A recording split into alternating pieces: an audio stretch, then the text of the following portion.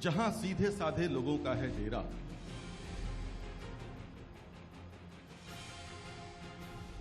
जहां सीधे साधे लोगों का है डेरा, खुशहाली से भरा वो है गोरखपुर मेरा। गोरखपुर की ताकत से सारा ब्रह्मांड डोलता है, ये हम नहीं कहते, हमारा इतिहास बोलता है। नमस्कार, यूपी 53 यानी गोरखपुर की धरती में आप सभी का बहुत बहुत स्वागत है। डीडी कॉन्क्लेव आज यहां पर आयोजित है और अगले 6 घंटों तक यहां विभिन्न सत्रों में आपसे बातचीत होगी, सार्थक बातचीत होगी। विभिन्न राजनीतिक दलों के लोग आपसे सीधा रूबरू होंगे। तो आज डीडी कॉन्क्लेव का आरंभ हो गोरखपुर में, आपके अपने शहर में। उससे पहले मैं अनुरोध करूंगा दूरदर्शन के महानिदेशक श्री मयंक अग्रवाल जी से, कृपया मंच पर आएं और अपना स्वागत उद्बोधन दें। श्री मयंक अग्रवाल जी।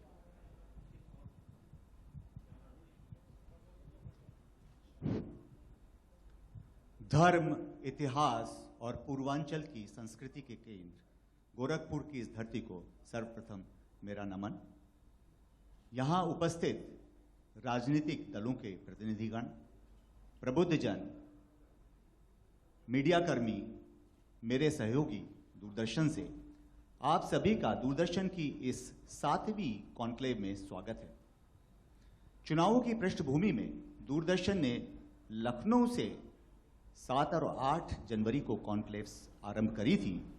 उसके बाद का यह सफर चलता गया और उसके बाद मेरठ, देहरादून, बरेली, झांसी, प्रयागराज और अब हम लोग गोरखपुर में हैं। इस कॉन्क्लेव को लेकर हमारा उद्देश्य है कि इन वर्तमान विधानसभा चुनावों की पृष्ठभूमि में राजनीतिक दलों को एक स्वस्थ चर्चा के लिए मंच प्रदान किया जा सके, जहां पर वे आकर अपने विचार जनता के सामने प्रस्तुत कर सकें और दूरदर्शन के माध्यम से करोड़ों लोगों तक उनके यह विचार पूरे प्रदेश में ही नहीं, दूसरे पूरे राष्ट्र में पहुंचेंगे। और हमारा, जैसे कि दूरदर्शन का वाक्य है, सत्यम शिवम सुंदरम, यह मूल वाक्य है दूरदर्शन का। सत्य सर्वत्र है और सर्वत्र पहुंचे सत्य। इसी ध्येय को लेकर हमारी यह कॉन्क्लेव आज की प्रारंभ होगी, जिसमें मैं फिर से कहना चाहूंगा, इस उद्देश्य को दोहराना चाहूंगा कि हम चाहते हैं कि मतदाता इतना जागरूक हो कि वह मत डालते समय विवेकपूर्ण निर्णय ले सके। तो इन शब्दों के साथ आप सभी का दूरदर्शन की इस गोरखपुर में हो रही कॉन्क्लेव में स्वागत है और मुझे आशा है कि आज की चर्चा बहुत सारगर्भित रहेगी। धन्यवाद। बहुत बहुत शुक्रिया महानिदेशक महोदय, आपका बहुत बहुत धन्यवाद मयंक जी। मित्रों, ऐसा कहते हैं, ऐसा कहा जाता रहा है कि दुनिया में जो तीसरा विश्व युद्ध संभावित है या कभी होगा, वो पानी के लिए होगा।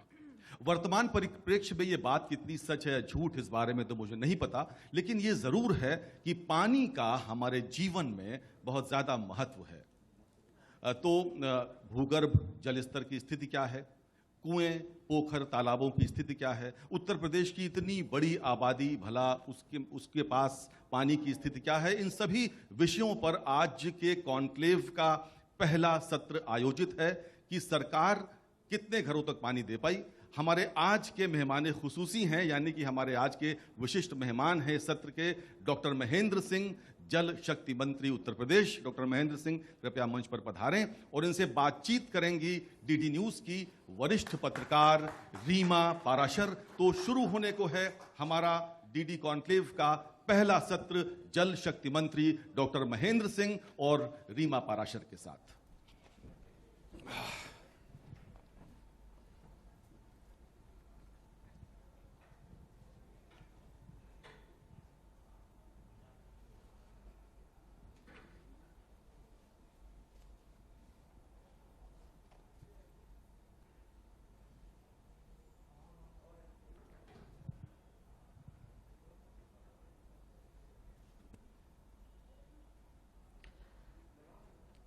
तो डीडी कॉन्क्लेव में अभी जो हमारे साथ खास मेहमान जुड़ गए हैं वो कितने खास हैं और कितने अहम है, इसका अंदाजा इसी बात से लगाया जा सकता है कि उत्तर प्रदेश में जो सबसे मजबूत मंत्रालय एक बनाया गया उसमें मंत्री इन्हें बनाया गया। और ये मंत्रालय ऐसा वैसा कोई मंत्रालय नहीं है, बल्कि खुद प्रधानमंत्री नरेंद्र मोदी या हम कहें कि उत्तर प्रदेश के मुख्यमंत्री योगी आदित्यनाथ के दिल के बेहद करीब है। और इसीलिए सिंचाई मंत्रालय को खत्म करके जब जल शक्ति मंत्रालय बनाया गया तो सबकी निगाहें उस तरफ लगी थी कि आखिर इस मंत्रालय में क्या होने वाला है। तो बात करते हैं, हमारे साथ डॉक्टर महेंद्र सिंह खुद मौजूद हैं। बहुत बहुत स्वागत है आपका। बहुत बहुत धन्यवाद डॉक्टर साहब, जिस तरह से मैंने बताया, इस मंत्रालय पर सबकी निगाह लगी थी कि जब ये पहली बार राज्य में सूबे में बनाया गया मंत्रालय और तमाम जितने भी विषय थे पानी से जुड़े हुए, जल से जुड़े हुए, और वो भी तब जब खुद प्रधानमंत्री जब आते हैं उत्तर प्रदेश में, वो अपने आप को मां गंगा ने बुलाया है, उन्होंने ये बात कही, तो उनके दिल के बेहद करीब ये मंत्रालय था। क्योंकि छोटी छोटी जो समस्याएं पानी को लेकर होती थी और बड़ी समस्याएं भी जो होती थी नदियों को लेकर,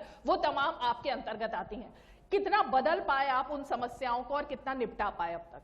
सबसे पहले तो मैं डीडी कॉन्क्लेव के लिए, इस मंच के लिए, समृद्धशाली मंच के लिए आप सबको धन्यवाद करता हूं कि आप सब लोगों ने, जैसा कि अभी हमारे डीजी ने कहा है कि ये 7वां कॉन्क्लेव हो रहा है और 7 का बहुत महत्वपूर्ण है और 7वां स्थान हमारा यहाँ पर आप गोरखपुर में कर रहे हैं और इसलिए गोरक्ष पीठ को मैं प्रणाम करता हूँ, इस धरती को प्रणाम करता हूँ।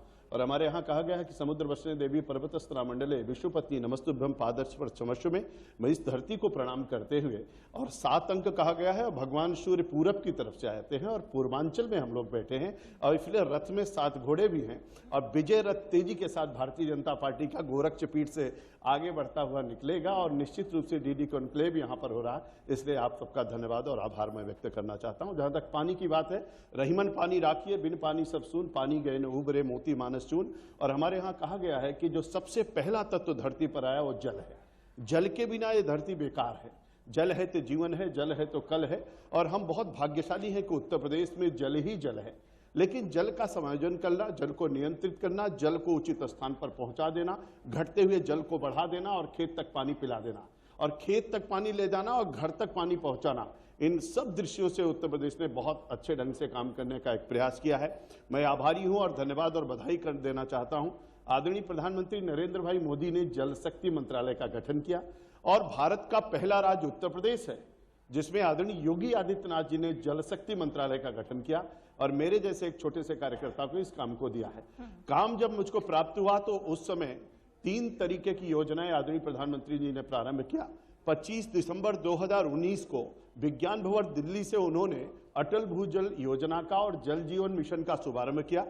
उसके पहले 2017 से पहले 1.3% घरों में कनेक्शन पानी का था। आज की तारीख में हम 18% लोगों के घरों तक कनेक्शन पहुंचा चुके हैं। और बड़ी बात है कि लोगों तो जो प्रधानमंत्री जी ने कहा था, प्रधानमंत्री कृषि सिंचाई योजना के तहत लोगों के खेत तक पानी पहुंचाना, मुझको बताते हुए आज उत्तर प्रदेश में खुशी हो रही है। आदरणीय योगी आदित्यनाथ जी के नेतृत्व में और आदरणीय प्रधानमंत्री जी के मार्गदर्शन में जो परियोजनाएं बरसों से लंबित थी, 1971 और 72 में सरयू परियोजना प्रारंभ हुई थी। केवल 78 करोड़ की परियोजना का शुभारंभ उस समय इंदिरा गांधी जी ने और नेहरू जी ने किया था, लेकिन तब से लेकर के आज तक वो परियोजना पूर्ण नहीं हो सकी थी। लेकिन आदरणीय प्रधानमंत्री जी के आशीर्वाद से और आदरणीय मुख्यमंत्री जी के नेतृत्व में हम सब लोगों ने प्रयास किया और एक बड़ी परियोजना भारत की उसको हम लोगों ने पूर्ण किया और आदरणीय प्रधानमंत्री जी के कर कमलों द्वारा हम लोगों ने राष्ट्र को समर्पित किया है। उस परियोजना के माध्यम से 14.5 लाख हेक्टेयर जमीन सिंचित की गई, 30 लाख किसानों को लाभान्वित किया गया। गोंडा, बलरामपुर, बहराइच, श्रावस्ती, संत कबीर नगर, बस्ती, सिद्धार्थनगर, महाराजगंज, गोरखपुर तक वो परियोजना आई।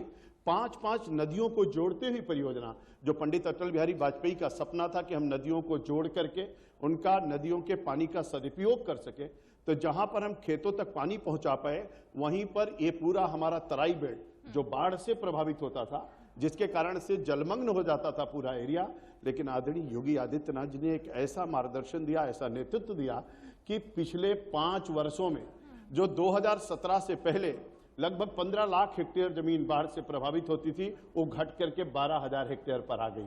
15 लाख से घटा करके हम लोग उसको 12,000 हेक्टेयर पर पहुंचाने का काम किया, यानी बाढ़ से भी मुक्ति दिलाई लोगों को, खेत तक पानी भी पहुंचाया, नदियों को जोड़ने का अभियान भी चलाया और लंबित परियोजना जो 78 करोड़ में पूरी होनी चाहिए थे, 9,802 करोड़ रुपए लगाकर उस परियोजना को पूर्ण करने का भी काम किया। तो हम लोगों ने जल जीवन मिशन के माध्यम से, अटल भूजल योजना के माध्यम से और प्रधानमंत्री कृषि सिंचाई योजना के माध्यम से, यानी संपूर्ण उत्तर प्रदेश को हम पानी पानी कर रहे हैं। बिल्कुल पानी पानी कर रहे हैं। और ये जो आपने इतना बताया कि क्या क्या योजनाएं चलाई, शायद उसी का एक अंजाम था कि राष्ट्रीय जल पुरस्कार, जो कि इतने कम समय में उत्तर प्रदेश नंबर 1 उसमें आता है और उत्तर प्रदेश को वो सरकार की तरफ से ये सम्मान दिया जाता है, ये एक अपने आप में बड़ी बात थी। लेकिन ये जो मैं चुनौती की बात कर रही थी, जल और जल से जुड़े हुए विषय ऐसे विषय होते हैं जिसमें आम जनता की भागीदारी बहुत जरूरी होती है और उसके बिना इन सब मुद्दों को रिजॉल्व करना बहुत मुश्किल होता है। वो एक चुनौती आपको लगी, क्योंकि तभी हम किसी भी नदी को भी सफाई की तरफ ले जा सकते हैं जबकि आम जनता की भागीदारी मिले, और वो एक बहुत कठिन काम होता है। बहुत अच्छी बात आपने कही और मुझको बहुत खुशी है कि 24 जनवरी 1950 को उत्तर प्रदेश बना था, तब से लेकर के अब तक पहली बार उत्तर प्रदेश को राष्ट्रीय जल पुरस्कार प्राप्त हुआ है। भारत का नंबर 1 का राज्य पानी के क्षेत्र में काम करने के लिए उत्तर प्रदेश सरकार को प्राप्त हुआ है। दूसरी बड़ी बात आपने कही है कि देखिए, पानी से बहुत सारी बीमारियां होती हैं। आप गोरखपुर में हैं और गोरखपुर के माध्यम से पूरे भारत में लोग देख रहे होंगे, सुन रहे होंगे। जेई और एईएस से मुक्ति आज जो प्राप्त हुई है उसमें बहुत बड़ा योगदान है स्वच्छ पेयजल लोगों के घर तक पहुंचाना। और आज आदरणीय मुख्यमंत्री जी का जो अभियान था कि हम जेई और एईएस से इसको मुक्त करें, जो बच्चों की मृत्यु हो जाती थी, बीमारियां फैलती थी, उससे जल उसका बहुत बड़ा कारण था। शुद्ध पेयजल लोगों के घर तक पहुंचाना, आरओ लगाना और नल से जल देना, इस अभियान में भी हम लोगों ने बहुत बड़ी कामयाबी हासिल किया है। दूसरी बड़ी बात आपने कही है कि नदियों की सफाई की योजना, यानी नमामि गंगे परियोजना के माध्यम से जो अभियान हम लोगों ने चलाया है, उस अभियान का प्रतिफल था कि जब हमारा कुंभ हुआ, दिव्य कुंभ और भव्य कुंभ, तो 72 देशों के लोग, 24 करोड़ लोग कुंभ स्नान के लिए आए। उन्होंने आचमन किया, जलपान किया, स्नान किया, सुरक्षित अपने घरों को लौटे। और बड़ी बात है कि डॉल्फिन गंगा में मिलती हैं। डॉल्फिन गायब हो गई थी, लेकिन इस सफाई अभियान के कारण से, नमामि गंगे परियोजना के कारण से, और आदरणीय प्रधानमंत्री जी ने कहा, प्रधानमंत्री जी उसके अध्यक्ष हैं, उन्होंने कहा कि गंगा सबसे ज्यादा गंदी कहां पर है और उसमें कितना काम हुआ उसको देखने के लिए मैं आना चाहता हूं। मैं आभार व्यक्त करता हूं, मैं धन्यवाद करता हूं, मैं बधाई देता हूं, अभिनंदन करता हूं आदरणीय प्रधानमंत्री जी का कि उन्होंने आकर के कानपुर में केवल देखा नहीं बल्कि गंगा में नौका विहार भी किया। और सीसामऊ नाला, जो दुनिया का, एशिया का सबसे बड़ा नाला, जो इसके माध्यम से गंदगी आती है, तो उसको हम लोगों ने टैप किया और आदरणीय प्रधानमंत्री जी ने वहां मीटिंग किया और पूरे दिन प्रधानमंत्री जी रहे। उनको देख करके आनंद की अनुभूति हुई कि जो मां गंगा ने मुझको बुलाया था, मैं मां गंगा के लिए कुछ कर पाया। और करने के साथ साथ हम लोगों ने सारी परियोजनाओं को पूरा किया। 400 नाले हमारे बिजनौर से लेकर के बलिया तक जो गंगा की हमारी दूरी है 1250 किलोमीटर, उस 1250 किलोमीटर के माध्यम से हम लोग अभी तक 250 नालों को टैप कर दिया, जिसका परिणाम हुआ कि आज डॉल्फिन गंगा में दिखने लगी, ऑक्सीजन की मात्रा बढ़ गई, कोलिफॉर्म की मात्रा जो घट गई।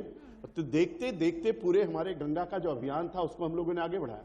और बड़ी बात है कि कोई भी पॉलिटिकल पार्टी अपने लिए तो रैली निकाल सकती है, अपने लिए यात्रा निकालती है, लेकिन मां गंगा के लिए भारतीय जनता पार्टी के सरकार ने एक नहीं 2 यात्राएं, एक बलिया की तरफ से, एक बिजनौर की तरफ से, और जिसका समापन हम लोगों ने जाकर के गंगा के तट कानपुर में किया। और बड़ी बात है, 24 विभागों को लेकर के हम लोगों ने तय किया कि अब गंगा के दोनों तट पर ऑर्गेनिक खेती होगी, अब गंगा के दोनों तट पर खेल मैदान बनेंगे, अब गंगा में कोई भी नाला गिरेगा नहीं, अब गंगा में गंगा नर्सरी होगी, गंगा खेल मैदान होगा, गंगा घाट होगा और ODF प्लस होगा, वो चाहे पंचायतें हो चाहे नगर निगम हो। 27 के 27 जिलों में इस अभियान को हम लोगों ने चलाया। और आज कहते हुए मुझको खुशी हो रही है कि आदरणीय प्रधानमंत्री जी के सपनों का जो भारत बनाने के दृष्टि से, नदियों को, नमामि गंगे परियोजना को सफल करने के दृष्टि से आदरणीय मुख्यमंत्री योगी आदित्यनाथ जी जिस तरीके का अभियान चलाया है, वो उदाहरण केवल भारत के लिए नहीं बल्कि दुनिया के देशों के लिए है, जिसका नमूना हम लोगों ने पेश किया। तो डॉक्टर महेंद्र सिंह जी के बारे में हम अपने दर्शकों को ये भी बता दें कि क्योंकि कॉलेज में प्रोफेसर भी रह चुके हैं और सिर्फ पानी से जुड़े विषय नहीं बल्कि अपने जो इनके विरोधी हैं उनके खिलाफ कई सारे इनके वन लाइनर्स जो है वो बड़े फेमस हो जाते हैं। और इसीलिए मैं आपसे, अब क्योंकि चुनाव की हम बात कर रहे हैं, मैं आपका सोशल मीडिया प्रोफाइल देख रही थी, उसमें आपने एक वीडियो शेयर किया है अभी, अब से कुछ ही देर पहले। आप उसमें लिख रहे हैं, अखिलेश यादव का पूरा वीडियो लगा करके गुंडे बुलाते हैं अखिलेश आइए।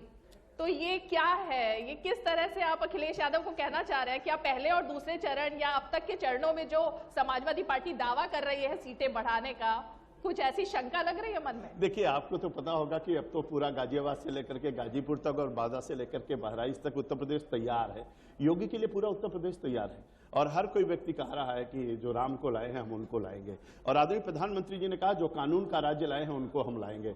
और आदरणीय प्रधानमंत्री जी ने कहा यूपी प्लस योगी बहुत है यूपी योगी, और सोच ईमानदार काम दमदार, इसलिए फिर एक बार भाजपा सरकार। और इसीलिए मैं कहना चाहता हूं कि जो मैंने वीडियो डाला है उसका साक्षात उदाहरण आपको अगर देखना है तो 100 दंगे उत्तर प्रदेश में उस समय आपने देखा होगा।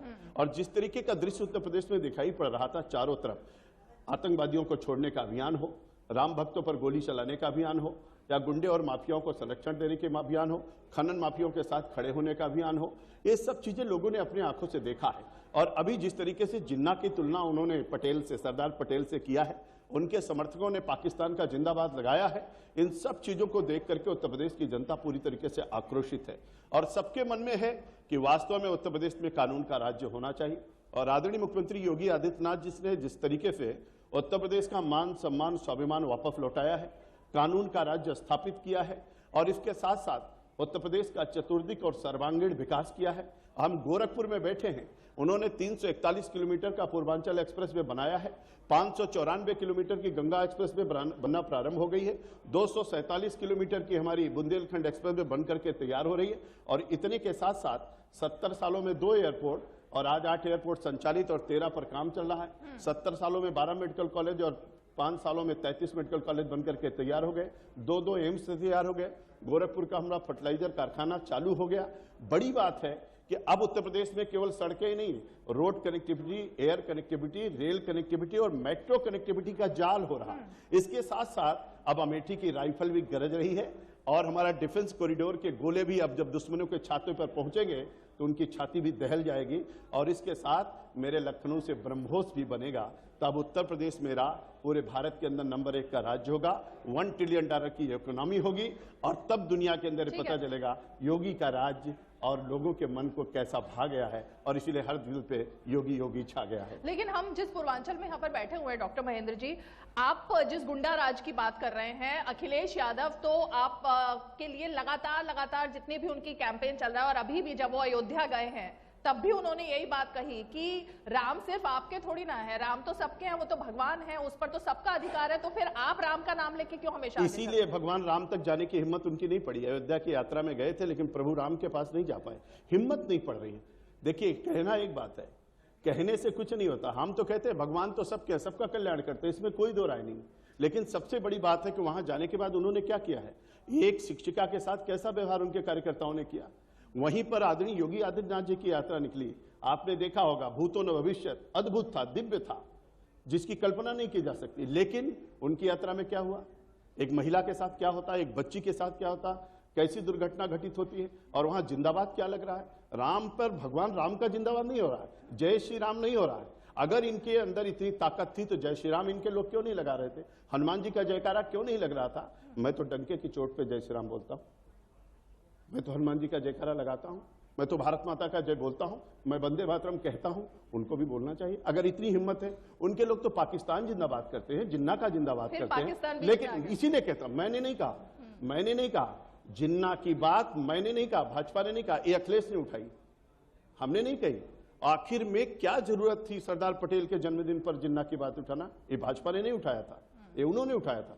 और इसलिए मैं कहना चाहता हूं कि अयोध्या में आप खड़े हो, अब भगवान श्री राम का जयकारा आपसे निकल नहीं रहा है, प्रभु का नाम आप ले नहीं पा रहे हो, वहां तक आप जा नहीं पा रहे हो, आप कैसी बातें करते हो। इसलिए ढोंगियों को लोगों ने पहचान लिया है, इनका असली चेहरा अब लोगों के सामने आ गया है, इनका मुखौटा हट चुका है। इसलिए जनता जनार्दन तैयार है, 350 के पार भारतीय जनता पार्टी जाएगी और फिर से योगी आदित्यनाथ जी के नेतृत्व में उत्तर प्रदेश में सरकार। ठीक है डॉक्टर महेंद्र सिंह, बिल्कुल अंत में चलते चलते एक सवाल जो कि सभी यहाँ पे जानना चाहते हैं, बहुत सारे लोगों ने मुझे कहा कि ये सवाल आपसे पूछा जाए।